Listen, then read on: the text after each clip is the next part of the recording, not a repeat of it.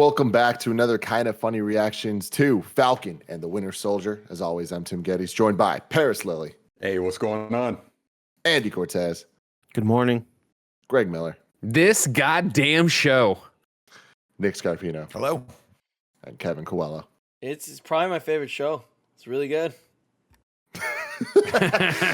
We do reactions to all of the latest TV and movies right here on youtube.com/kindafunny and roosterteeth.com. And if you want to get it as a podcast, just search your favorite podcast service for Kinda Funny Reactions. We got a fancy new feed there. Please go subscribe and leave all the positivity, the comments, the likes, the good things, the 5 stars for that algorithm to help us out in the future. We really, really, really appreciate it. We've been doing all of the Falcon and Winter Soldier episodes as well as Invincible. You can go check those out as well. Highly, highly recommended. But we're talking today about the Falcon and the Winter Soldier, episode 5, called Truth. Paris, what did you think? This was the best episode so far of this series, in my opinion. And for me, especially, the Isaiah Bradley scene hit me pretty hard. I was definitely very upset by the end of that scene, and it has just obviously I'm an African American, and I've talked about it before. This is the journey of Falcon becoming Captain America, but also the Isaiah Bradley story and what that means, and to hear him talk about how this country treated him and everything that he went through, and basically throwing it to Falcon that you'd be a damn fool to be Captain America. It hit me pretty hard because he's right. There was a lot of, this is fiction, but there was a lot of reality in that scene. And if anything, as upset as I was coming out of it, Falcon's decision by the end of this episode made total sense. And what he told his sister made a lot of sense, that yes, we can't forget the past, the sins of the past, but he also, whether you accept me or not as Captain America, I have to do this because he's a hero. He's literally upholding those values of what it means to be Captain America. So I thought it was brilliant. Greg. Dude, what a fucking episode. I'm right there with Paris. Right there. This is the best episode that they've had so far. And that's saying something because we've enjoyed each and every episode. But like when fucking Bucky shows up, like, how are we gonna get it off the truck? And he just puts it down. I was like, yes, buddy moment. Let's go. And see them bond, see him flirting with their Sam's sister. Like, it was good, and that's like such. And like calling him out for you, it's like, don't flirt with my sister. Don't flirt with my sister, right? Like, I say like Bucky. God, it was good. And getting all that and seeing them have that buddy relationship and like feeling those threads come together, right? And to at the end have Sam and Bucky sit there, right? And are you ready for some tough love? And like lay it out of like, you're not making amends, you're avenging, and that's not the same thing. And yet, like, to see them both help each other through, and him with the book, like, they've done such an amazing job of taking these two characters and making them mean even more. I think they've always been, the parsley or potatoes on the plate to the Captain America, to whatever big events happening in the MCU. And to see them flourish in this and to love them so much and want so much more of them, it speaks to the masters that Marvel is at this. And then to have the, Zemo when he gets turned over to the Wakandians, it's like fucking, like, you want to talk about, like, I knew what they were doing the entire time, but God, like when he puts down the chest, he's like, this is from the Wakandans. I was like, oh my God, open it right now. And of course, the very fucking end. So we're gonna get such a good reveal of that. And I loved this episode, and I thought, yeah, it's tremendous highs as always. The action scene in the front, holy shit, I thought was great. And then, yeah, like the actual touching, like serious moments. Yeah, it was incredible. Andy, what'd you think? Yeah, this felt the most like a movie to me. Just with how dynamic it was in terms of just full-on crazy action. The intro scene reminded me a lot of some Daredevil fights, and I think a lot of it was probably just seeing Bucky having a bloody lip and kind of like blood coming out of his mouth, and the intensity there was just incredible. And then we go into moments of sort of slice of life stuff with Sam and Bucky fixing up the boat and figuring out that part of their life, and kind of like, it's almost, Sam making amends for his stuff, in his personal life. But yeah, that Isaiah Bradley scene was amazing. And to say, like, you'd be a damn fool to be Captain America. A black man would be a damn fool. And just kind of like, I loved I loved right there where Sam is talking to his sister and be like, "Look, I can't blame him for how he feels. How can he not feel the way he does?" Exactly. It hit hard and I thought he did an amazing job. Anthony Mackie did an amazing job, sort of emoting during that sequence, and then just the lead up towards the end. It just feels like the end of an MCU movie. Like, what's next? I'm expecting to see Falcon, Winter Soldier will return. Because it's just it's hype as hell, and I can't freaking wait for the final episode. I can't believe it's here already, and goddamn, the hype levels are at an all time high. Especially seeing John Walker just totally lose it. Sure. I expected him to be a bit more measured, honestly, but it really seems like this serum is just the steroids are. It feels like steroids at this point, where he's having these rage fits.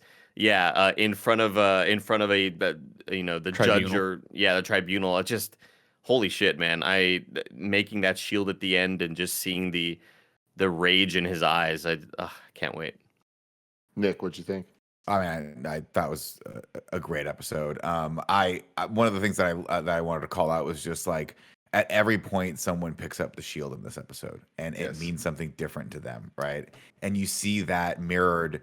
Well, I think it's so tastefully done because they don't like beat you over the head with it, right? But there's a moment where like literally they have to like break what's his name John Walker's Walker. arm to get it off of him, right? And then Bucky picks it up and looks at it, and for a moment he's like reflecting on like that's just like what it means to him and what it would mean to him potentially to become Captain America. But he's just knowing that that's just never going to be never going to be the case because he's not the guy. And then of course Sam picking it up. But then the moment that I loved most was when Bucky wakes up and the kids are playing and he just smiles. He goes, "Hey." And like they go, "Oh," and then they do what the kids do, like freak out and put it back down, and then he just smiles to himself, right? Because he knows what this means to everyone. I just thought that was a really good point. This episode of the Kind of Funny podcast is brought to you by BetterHelp Online Therapy. A lot of us take care of our bodies, but 2020 and 2021 have been tough. So we might also want to take care of our minds. There's a misunderstanding of what therapy is. It can be whatever you want it to be. It doesn't have to be sitting around talking about your feelings. A lot of people battle with their temper or their stress is about to kill them, or they have depression, anxiety, PTSD, and the list goes on. If this is you, you can use therapy to get some tools that will make life easier. Spoilers, we film these after the show, and the second half of this show is all about mental health and work being online and the struggles and trials and tribulations that come with that. Of course, if you are ever struggling and you just need somebody to talk to, therapy is a great option for it. I've known so many people who go to therapy and have found it so helpful. Of course, Nick has before too.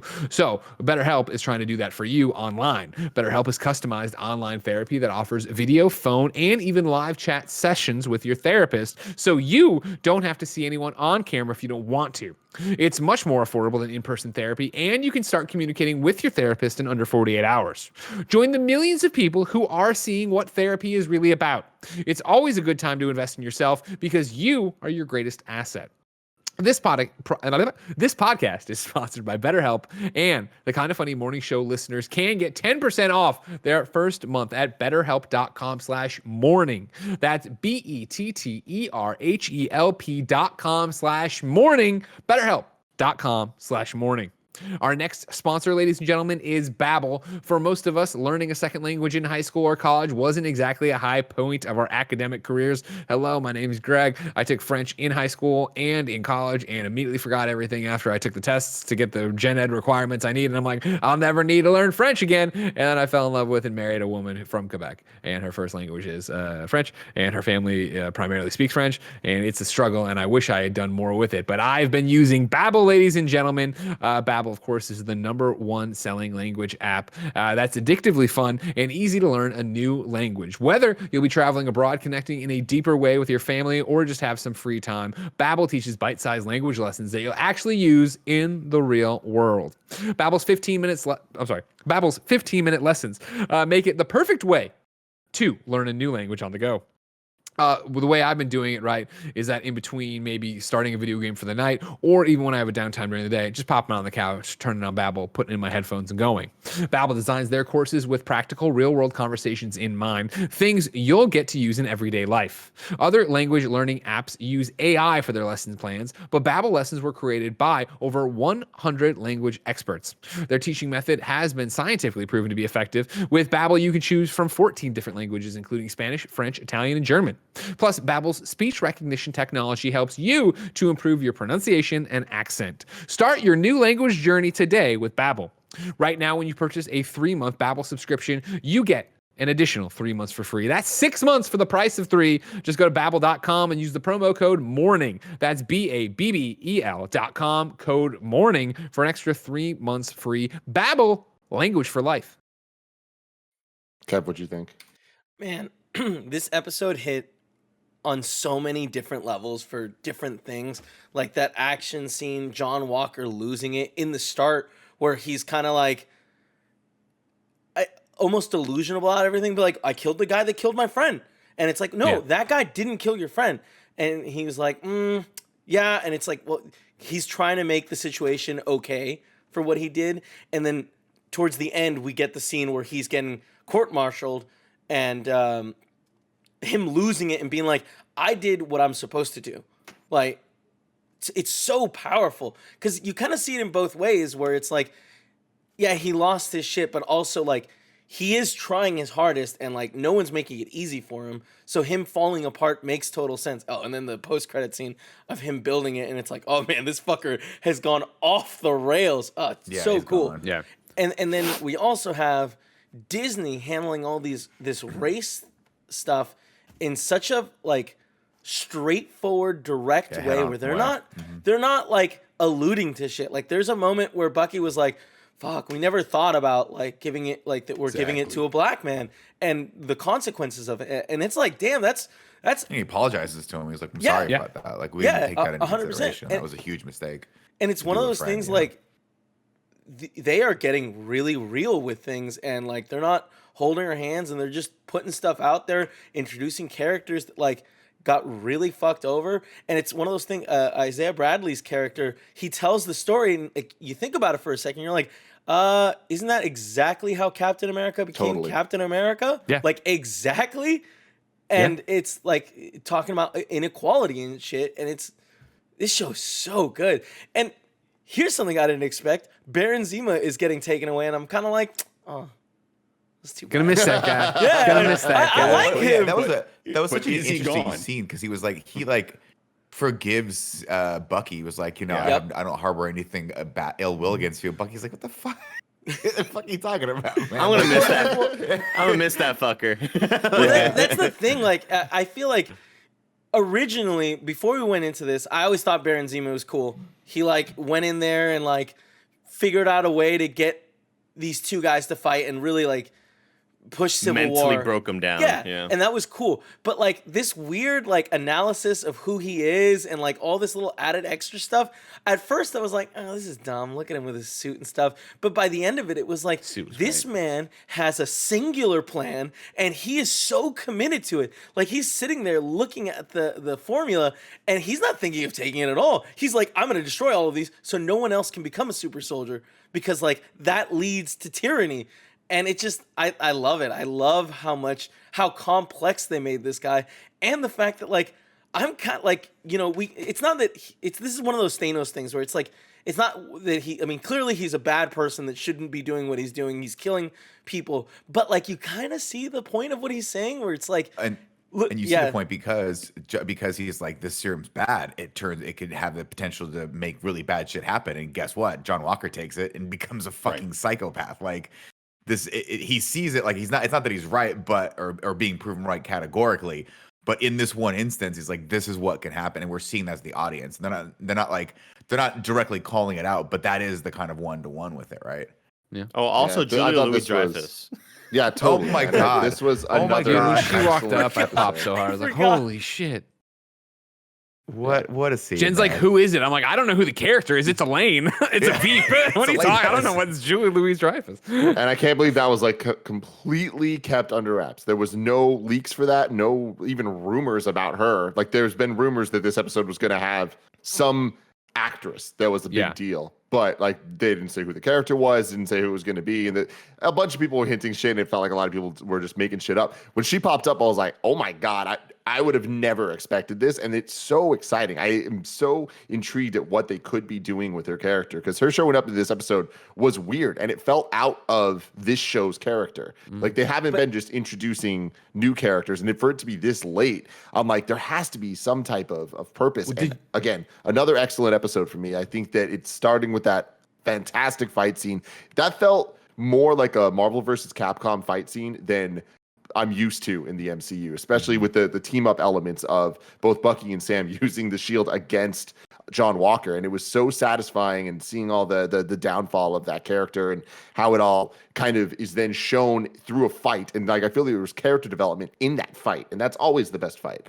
And going through, this show is just continuing to prove to me that it is both exactly what I expected it to be and completely different at the same time. Yeah. Where I knew that they were going to talk about race. I knew they were going to deal with like Bucky and Sam being like buddies and all that stuff. But like Kevin was saying, it's like they're dealing with it so head on and well. It's like just being straight about something doesn't make it good. I think that with this, they're being head on about it and doing interesting things with that to tell an interesting story that's thematically proving a point as opposed to just saying something. All right, it's both telling and showing, which is so important with these type of things. But I thought there was going to be a lot more leaning on Sam and Bucky kind of like fucking with each other, and a lot more humor and jokes between them as like this buddy relationship. And I like that it's not that. I like that the moments of them on the boat is more about them learning about each other as men and being there for each other to enhance each other as who they are. And Bucky is not who I expected him to be in the show. I thought they were going to turn him into more of like a wisecracker type person. And I like that he has this more stoic, I don't give a fuck attitude. Like it's interesting, and it's unlike other characters that we've seen in the MCU. And I like that we're so far in it now that we can have characters like that as a foil to characters that are so amazingly well developed, like Sam. Like seeing Sam in this show is just, it is something so special, because it's not just a side character that's now a main eventer. It's like, it feels like it means even more than that, and the show is treating it as such with all of the conversations it's having.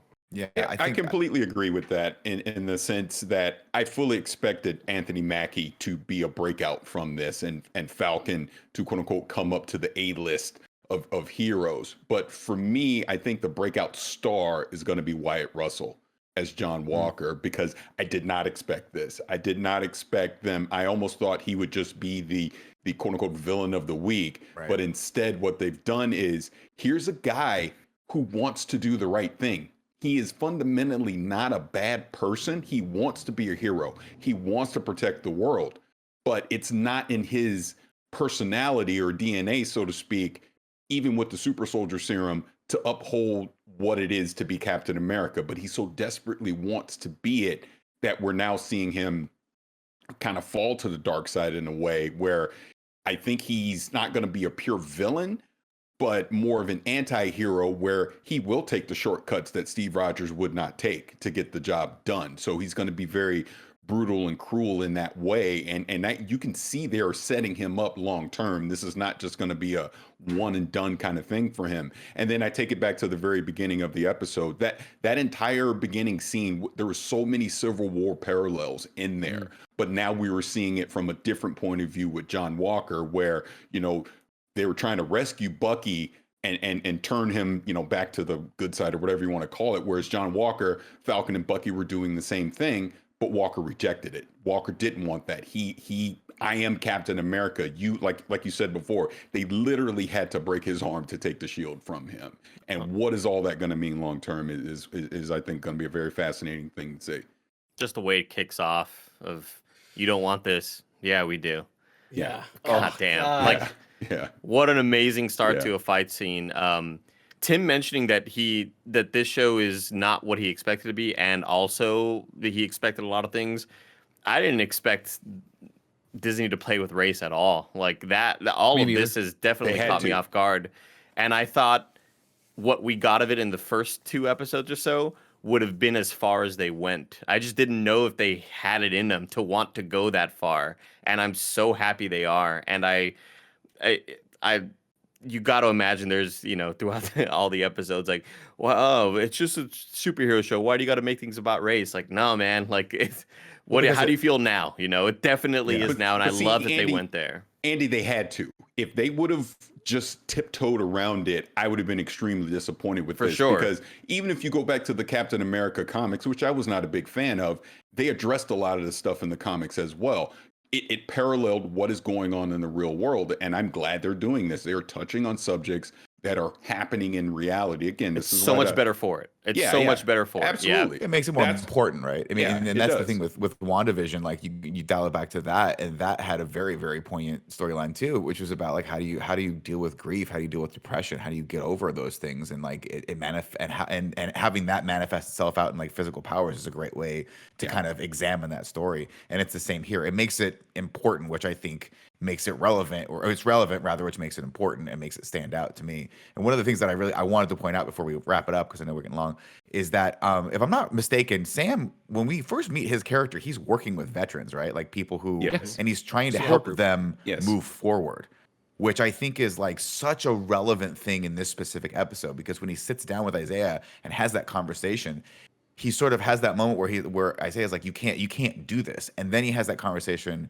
with his sister where they're figuring out a different way to deal with the boat, right? And that boat becomes that sort of analogy for like him dealing with the emotions of having to accept this role and then figuring how to move forward. And he even says that, he says, I'm going to like, I wish I'd wrote the line down, but he says, I see where Isaiah's coming from, but I can't let that dictate how I'm going to live my life. Like I need to help. Like I need to move forward with this, and I need to like reconcile this. And then that conversation's mirrored again with Bucky, where he's like, "You're not making amends. You're avenging. You need to go pick one person and legit just go deal with your shit." Like, and he steps back into that role that we first saw him in, where he's like dealing with Captain America, helping him like come like move forward. It was so good for me on all accounts. Coming fresh off of WandaVision, I love how the entire show kind of built up the lore of the Scarlet Witch, and then having the final episode have her in costume and like she is now the Scarlet Witch. That is her character. She's not just Wanda. Like it's more than that. I love the way they did that. And in this show, I love that we've been building up to Falcon, and then in this episode his wings break, which is another thing I didn't expect. And I'm sure that they can just fix them and stuff.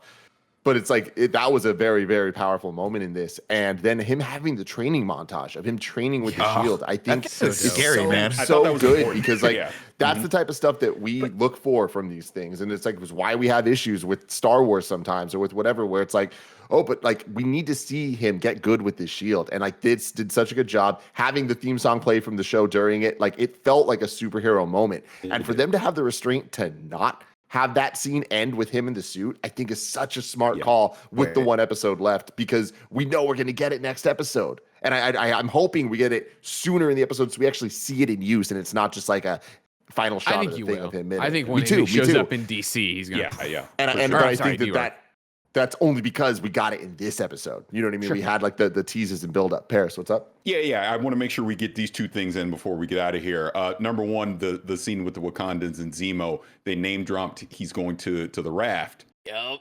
Who controls the raft? Thunderbolt Ross. So I definitely think he still plays a part in this. Did anyone find that was weird that the Wakandans were taking him to the raft? Because Jen's like, they don't run that, right? And I'm like, no, they don't. I'm not 100% sure. Because again, I think they're setting up the Thunderbolts. That's why he has to go there. Yeah. That in my opinion. Because why didn't they just throw him in the Wakandan jail? Yeah, exactly. Right? So I was just, I was wondering why the Wakandans would work with it. And I'm sure as this show has proven, they have answers for everything. Because the one thing I want to toss out, and I'll get back to you, Harris, is just the fact that I love the fact that they reveal in this that Bucky, we already talked about it when, they didn't think about Sam being a black man becoming Captain America, but that Bucky knew the plan. He'd already talked to Steve. Because that I always thought was such a weird thing at the end of Endgame when he just gives him the nod. And he's like, go, like, you know what I mean? Like, why wouldn't you go over there, Bucky? You're a friend too. But like, I get that if you knew that was a passing moment, pass it. Yeah, agreed.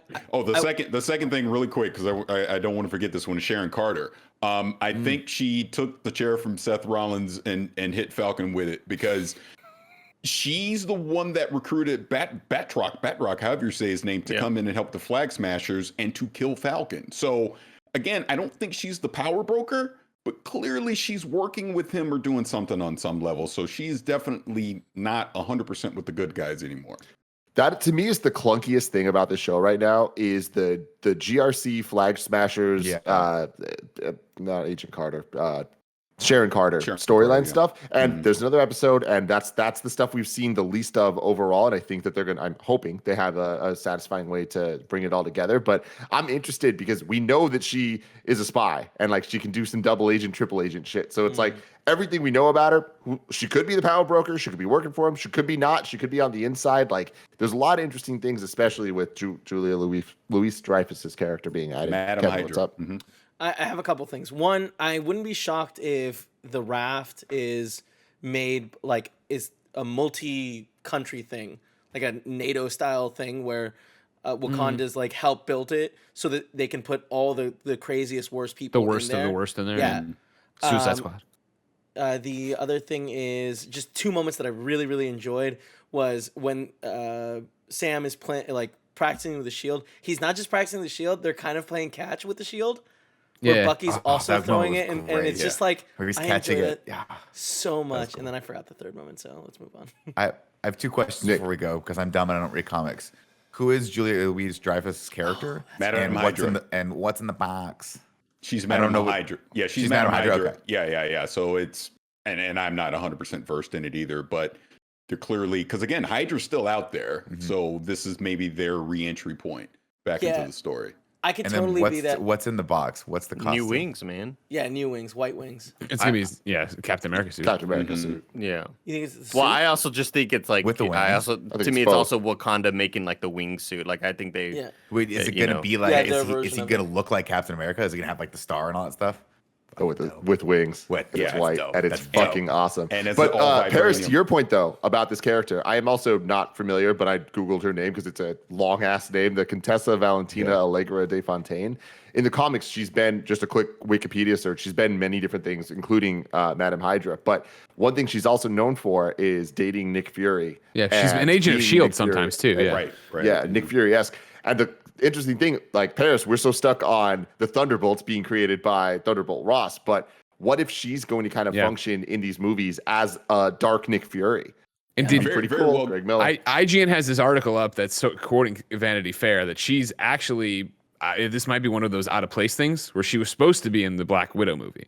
And so that she was supposed because it goes here. If the arrival of Julia Louis-Dreyfus seemed a bit out of the blue, Vanity Fair may have a potential reason for that. Sources close to the Falcon Winter Soldier reportedly revealed that Louis-Dreyfus was slated to first appear in Black Widow film, which in a pre-COVID world was scheduled to debut in Makes a lot of theaters sense. May 1st, Dude, 2020. If the end credits scene is what Pugh, you know the character, I can't Florence remember the Pugh. actor, Florence Pugh getting like Recruited. recruited by her in the exact same way Iron Man was. Sure. Take it that to the would bank, be- dude. Take it to the Really- bank. that would be- Abomination. The Yeah. question now, though, is Yeah. it Thunderbolt Ross or is it her, Julia? I think it's Thunder. No, I think it's her, but I think they're setting up the Thunderbolt. The Thunderbolts? Yeah, right. Yes. Yeah. Oh, that would be so cool. Yeah. This is crazy, guys. This is some wild very stuff. cool. Very, very wild stuff. We will return next week with the finale, and we're actually going to do a reaction to the finale here on the Kind of Funny Reaction Show and podcast, and then we're going to do the Kind of Funny in Review episode where we rank and review Falcon and Winter Soldier against the rest of the stuff the following week. So get excited for that. Until then, though, love you guys. Let us know in the comments below what you think. Goodbye.